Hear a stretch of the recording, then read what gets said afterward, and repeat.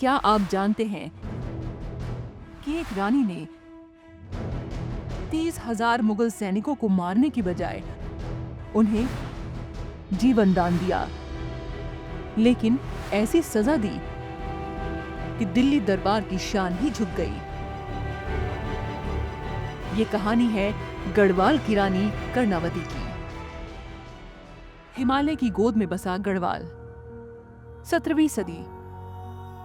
राजा महिपत शाह के असमय निधन के बाद राजगद्दी पर बैठा उनका 7 वर्षीय पुत्र पृथ्वीपति शाह। राज्य की बागडोर आई उनकी माता रानी कर्णावती के हाथों में। उस दौर में स्त्री शासन को कमजोर माना जाता था, पर कर्णावती ने इसे अपनी शक्ति बना दिया। कहा जाता है कि कर्णावती का संबंध हिमाचल के एक राज परिवार से था। बचपन से ही उन्होंने युद्ध कला, कूटनीति और प्रशासन सीखा हुआ था। दरअसल गढ़वाल के राजा महिपत शाह के समय गढ़वाल ने मुगलों की अधीनता को स्वीकार नहीं किया था।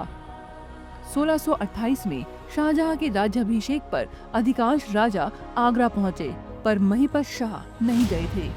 ये अस्वीकार मुगल दरबार को चुभ गया।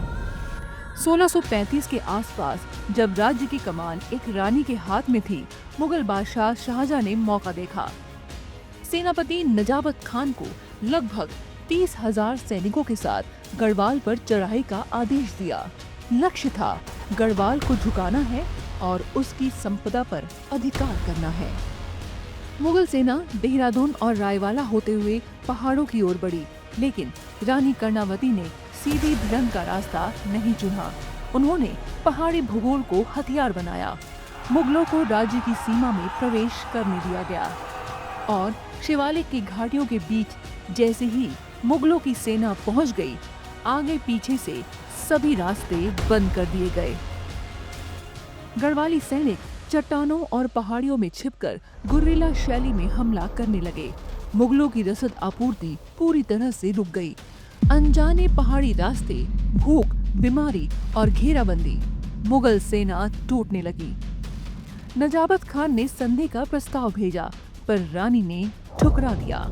अब मुगलों के पास विकल्प कम थे। वे मर सकते थे या अपमान सह सकते थे। रानी कर्णावती ने संदेश भिजवाया, जीवन दान मिलेगा, लेकिन हर सैनिक अपनी नाक कटवाएगा। ये केवल शारीरिक दंड नहीं था, ये मुगल साम्राज्य के अहंकार पर चोट थी।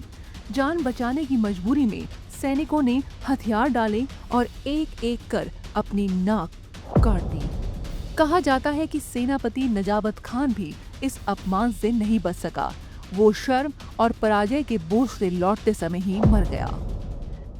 इटली के यात्री निकोलाओ मानुची ने अपनी पुस्तक स्टोरी दो मुगोरों में इस घटना का उल्लेख किया है। मुगल इतिहासकार अब्दुल हमीद लाहौरी ने भी गढ़वाल के इस अभियान का जिक्र किया है। ये पराजय इतनी गहरी थी कि शाहजहां ने दोबारा गढ़वाल पर बड़ा हमला करने का साहस नहीं किया। लेकिन रानी कर्णावती का कौशल केवल युद्ध कला तक ही सीमित नहीं था। उन्होंने देहरादून, मसूरी और आसपास के क्षेत्रों में कृषि और सामाजिक विकास के कार्य भी करवाए। सीमांत राज्य में प्रशासन को सुदृढ़ किया और जनता का विश्वास जीता।